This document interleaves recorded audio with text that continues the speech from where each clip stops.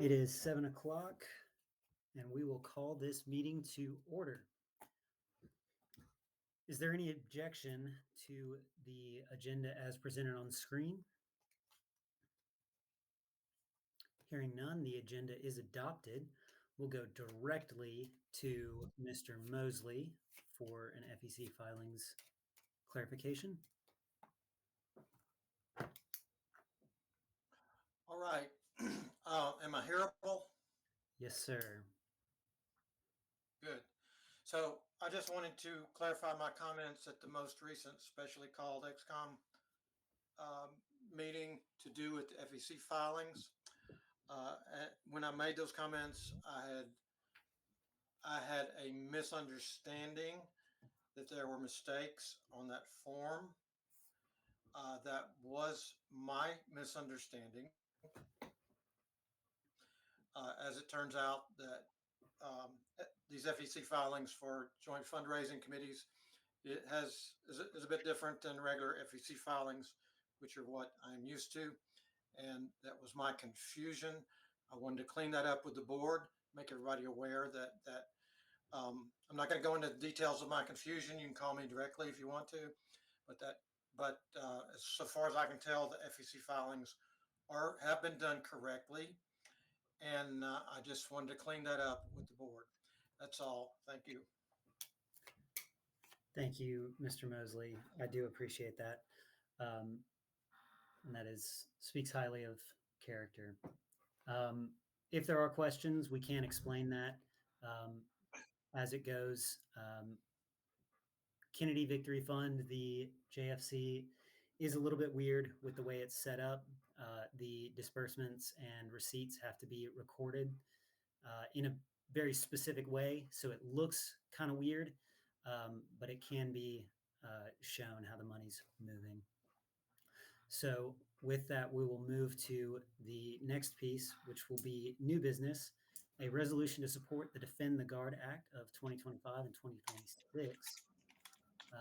Mr. Placey, I believe, is putting that on the screen, and we will have Mr. Allen move our resolution.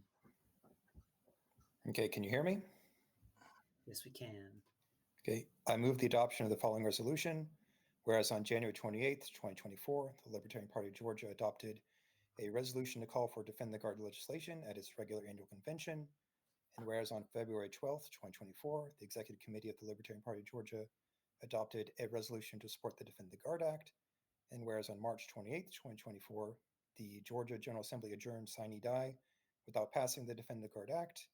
And whereas on July 31st, 2024, 2 Georgia Army National Guard soldiers were killed while deployed overseas in Iraq.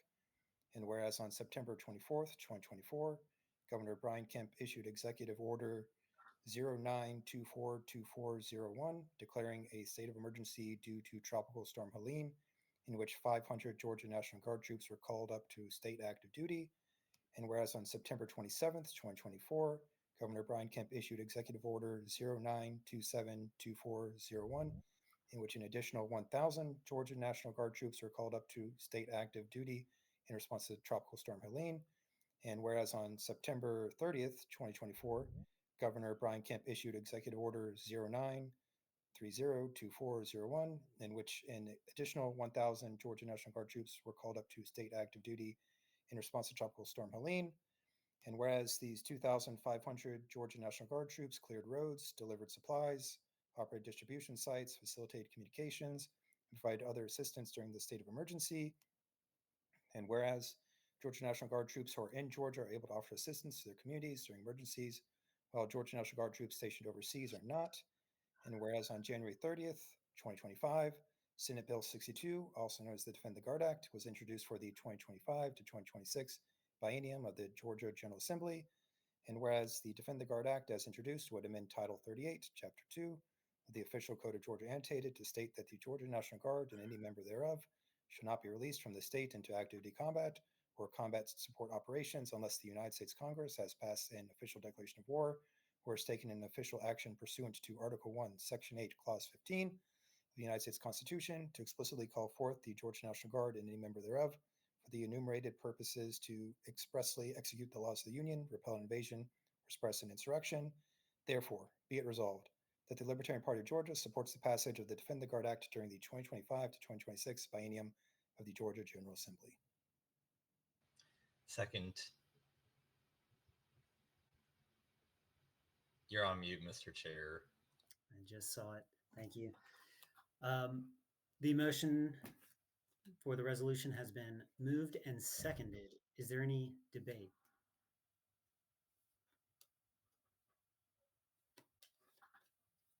Would you like to speak to it, Mr. Allen? Sure. This is basically just to clarify that we are continuing to support this bill. We supported it last year, didn't pass. It's back up this year. I say we still support it. And this would also enable us to put out a statement on social media or through other communications to state our support. Perfect. Mr. Craig? Yeah, I just wanted to call a question. Okay. The previous motion has been moved. So let us take a vote.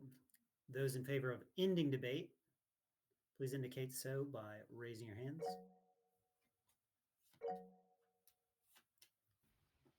I see 14. Y'all can lower your hands. 16. It got up to 16.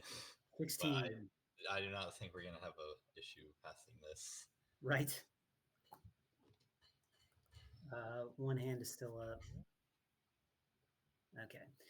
Those opposed to ending debate? All right.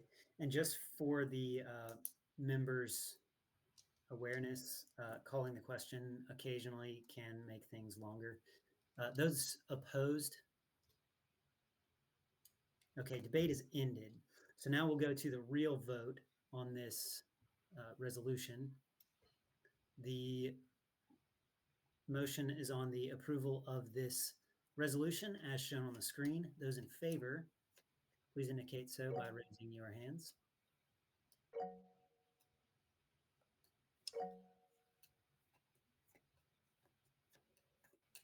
$14. Perfect. Y'all can lower your hands.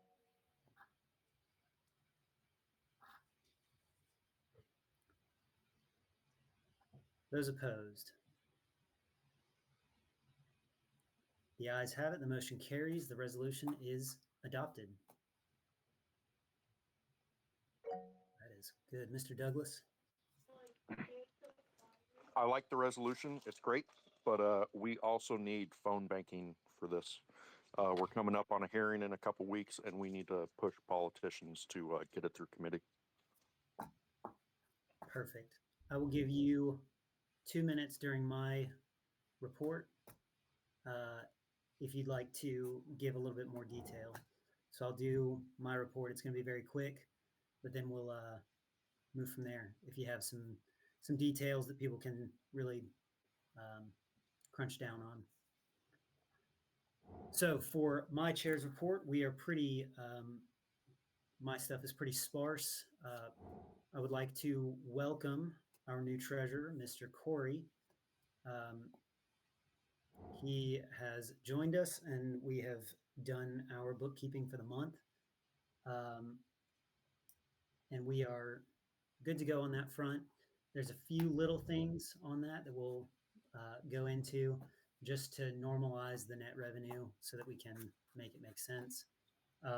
So a lot of my time has been spent on the bookkeeping and getting Mr. Corey up to speed.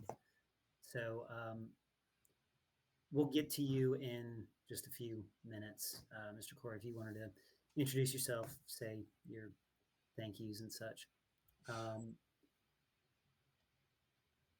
Yeah, those are the big things. There are some events coming up. There is an Open Records Act. Is Elizabeth on the call? Here. Hey, there you go. When is the date for that?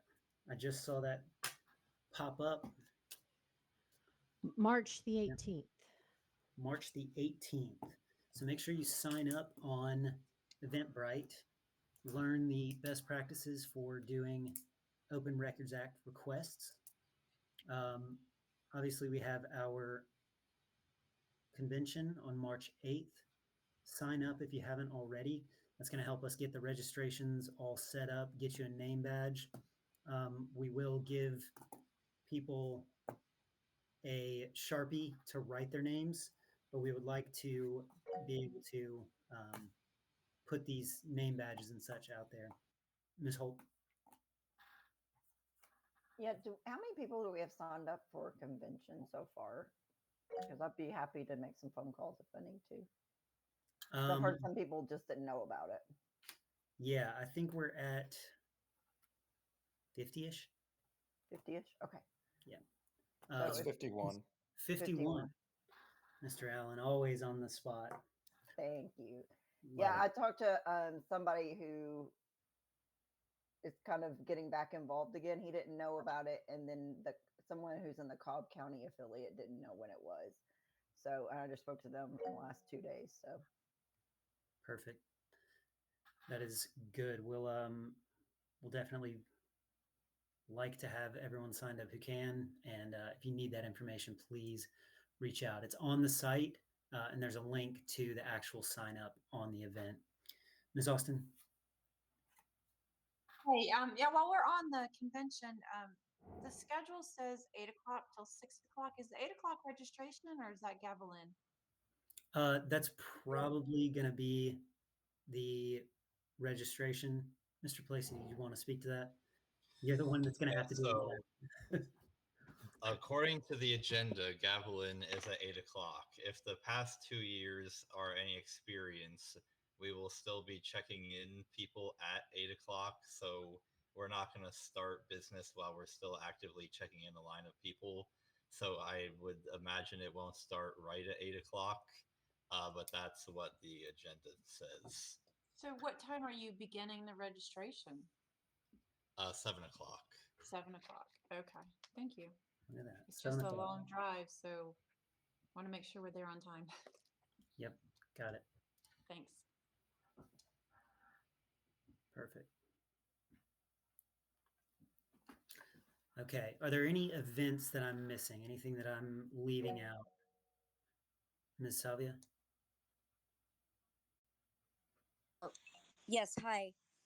Just wanted to, make sure, does everybody know about the dinner? We're having the fundraising dinner after the convention from 7 p.m. to 11 p.m. And it's going to be a really excellent menu. The dinner tickets are on sale on the website. We're going to have entertainment. We're working some of that out right now, and it's going to be great. And it's just going to basically raise money for the party. And also, if anybody on the executive committee hasn't paid their $250 dues yet, this would be an excellent way to just buy a dinner ticket, fundraising dinner ticket, if you're short or shy of paying your $250 dues for the 2024 to 2025 year. So it's just going to be really great. It's going to be awesome. Just throwing it out there. Great way to complete the payment of your dues. Or I don't know, Mr. Chair, would they be able, if they've already paid $250 for the 24 to 25 year for the executive committee for the 2024 to 2025, would they possibly be able to use the fundraising dinner ticket for the 2025 to 2026 XCOM committee dues? Sure. Okay, there you go. So it's a win-win. Yeah. Yes, please do sign up for that. That helps cover our convention expenses. As you guys all know, this year we're not doing a bunch of other events. This is going to be a pretty, what do we call it, down to brass tacks event. So the fundraising dinner is just an opportunity for us to raise back some of that expense and have a good time while we're at it. So please do sign up. I know several of you already are, and I appreciate you guys doing that. But yes, it is going to be a good time. Drinks are included, one drink. Everything else is on you. That's all I have. We'll send it off. Mr. Douglas, would you like to give a little bit more info on Defend the Guard? Yeah, Colton Moore filed it a couple weeks ago. It's SB 62 right now, and it's going to the Veteran and Homeland Committee. And we just need to be calling these guys and telling them to push it through the committee so that it can get a vote. But more than just our state, there's a bunch of other states that are going through the same thing. And the phone banking would help with all of those. And those guys will also help with us. So it's reciprocity there. But everybody here should be getting on that and spend 5 minutes a week or whatever bullying politicians, because that's our job. Yes. And the link to that I just put in the chat. Love it. defendtheguard.us/phone bank. And this is one that's pretty doable, right? The Georgia Republican Party has this in their platform that they support Defend the Guard. So it is supposedly a very easy win. It's very easy to call that out, especially to a Republican-controlled state legislature. Yes, you would think, and that's it. At least gives you a foot in the door. From some of the calls, it's obviously I would need to read the bill. I got to get off the phone so I can do something else. I've got to change out my sock drawer or whatever. But the bill is there. We have nominal support in the state party's platform. So, and then we have our resolution as well. So this is a great opportunity. It's a good chance to sharpen our skills for doing political action, lobbying, getting the things we want at the state level. So please sign up and check it out. All right, we'll go to our vice chair's report. Mr. Allen, if you want to take that away. Okay, yeah, I'm gonna go a little bit out of order just because what we've been talking about. Just to mention, I did include a link to the Defend the Guard phone banking in the Liberty Watch report that just went out under how people can help. So maybe I'll get some signups from that. Additionally, we completed one of our goals for Public Policy Committee. So we have sent our piece of model legislation to legislators. So that's done. We are about a third of the way through the session, and people are still racing to get bills introduced. Moving back up to actual vice chair stuff. As mentioned, I've created a spreadsheet of convention registrants and shared with the secretary. If you haven't registered yet and you're planning to come, please register beforehand so we can verify your membership status beforehand. That will make things go a lot quicker on that morning. So when poor Zane gets there at 7 in the morning, he doesn't have to slog through a bunch of stuff.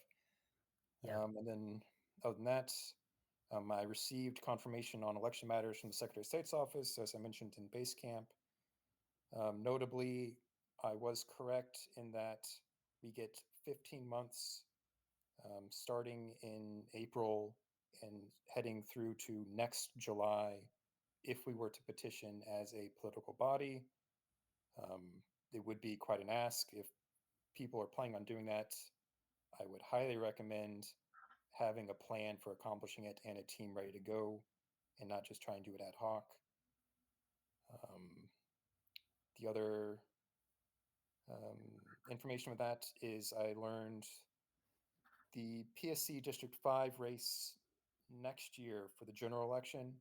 I was initially hoping that it would be a lower petition signature threshold, just because that was the furthest one back that had an election. But according to the Secretary of State's office, they are saying that any PSC race counts for that provision, so they'll all be the same signature threshold. So there's no discount on any of them, so to speak. And unless there are any questions, that's what I've got. Ms. Austin? Yeah, I might have misheard you, but for the PSC races, I thought those were going to be nonpartisan special elections. For this year, yes. I was talking about next year. Okay, thank you. So they're special elections this year, and then there are regular elections next year. Thank you.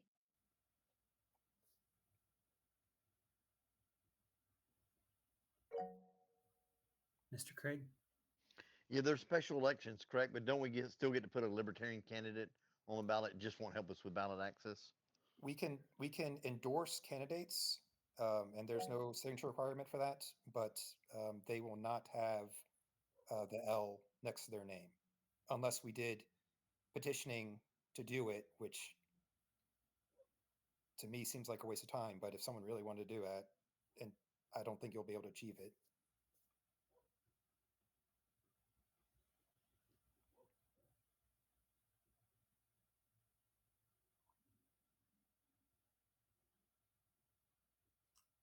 Good to know. Mr. McKinney? I'm sorry, maybe you said this already, but what what will the signature requirements be for this year, the special elections?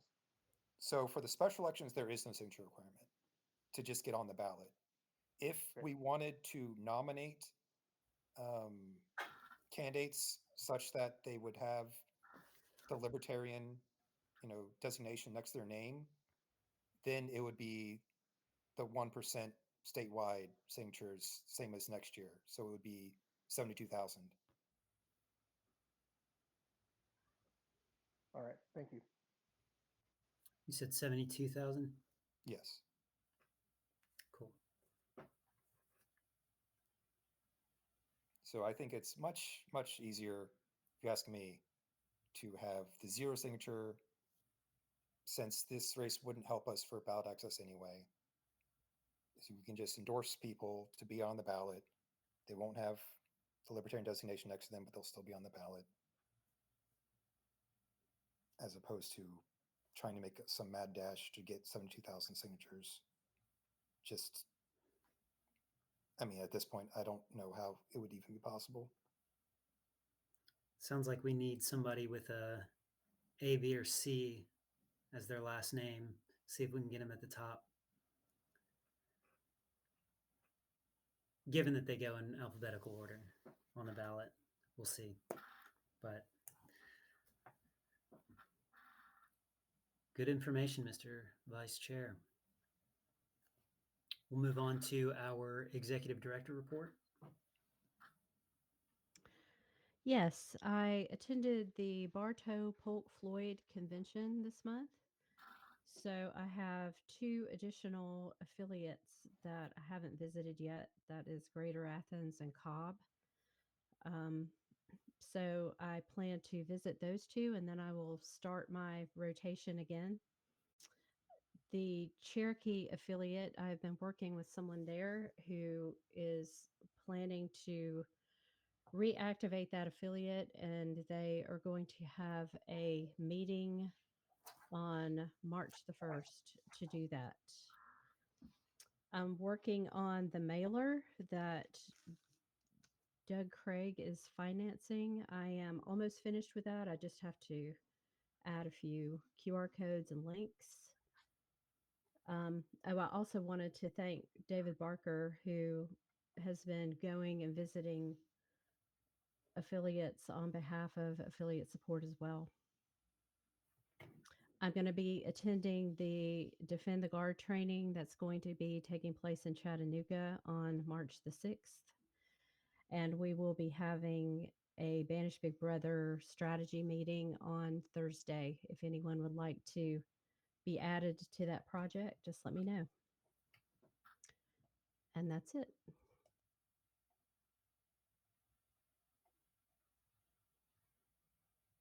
Awesome. Thank you much. Again, if you're an affiliate leader, make sure you make it out to that affiliate support workshop. It's really good information. If you know people that want to start an affiliate or want to get back into the game, this is an opportunity for them to figure out what to do at the affiliate level. Lots of good information every time. All right, we'll go to our secretary, Mr. Secretary. So we did have an e-ballot, as everyone is aware, from January 27th to February 3rd to fill the treasurer vacancy.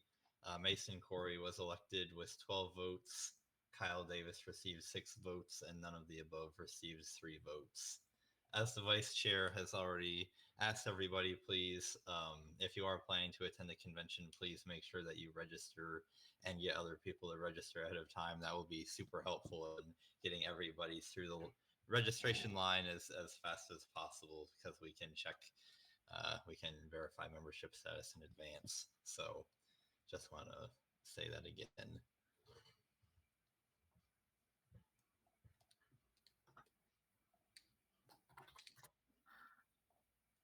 All right.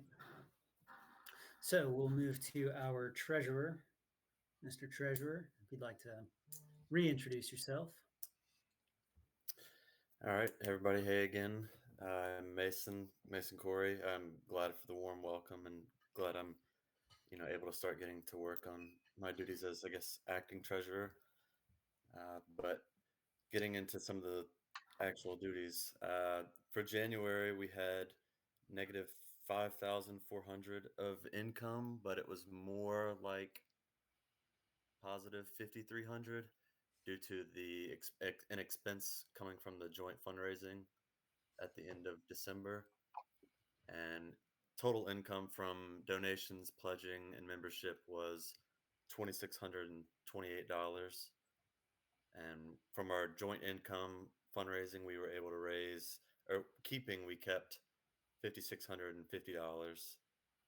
And our total bank balances for the month are $63,113.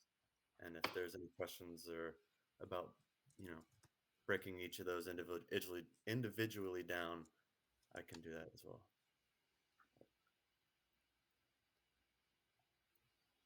Yeah, and we'll post the statements. I pulled one down right before the meeting, just as a quick run through of that. What I did for this this report was I took December 31st to include the last day of December, where we got in a one of the wires before we sent it out on the 1st. So it crossed the year, crossed the month. And so it made the bottom line look way low. Like Mr. Corey was saying, it was like negative 5,000. So you just add the one day in and you get a little bit more of a clear picture of this 6710. And then normalizing it to take out the fundraising income and the fundraising expense, just reversing that amount, you come out to 129.31 for the month. Like you said, 2,600 in membership, pledge, and donation income. And then the numbers look kind of large. We'll work on that, try and see if there's easier ways to work this out and show it. But this is what we have so far, and we'll keep you guys posted.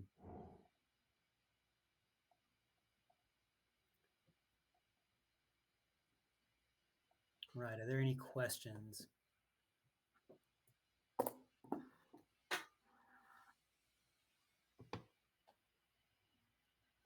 I see in the chat an approved 2025 budget. We do not have one yet. I figured that would be good to have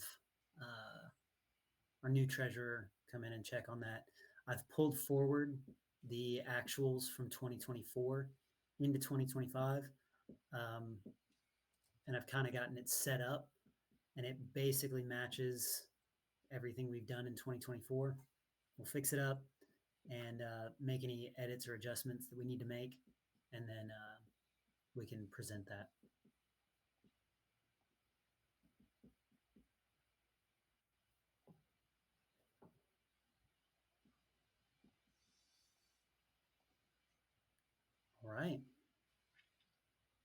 Any further questions? Anything anyone want to take the floor?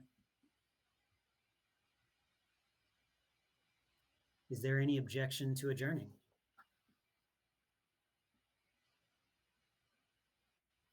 Hearing none, this executive committee meeting is adjourned at 7:30 p.m. Thanks, everyone.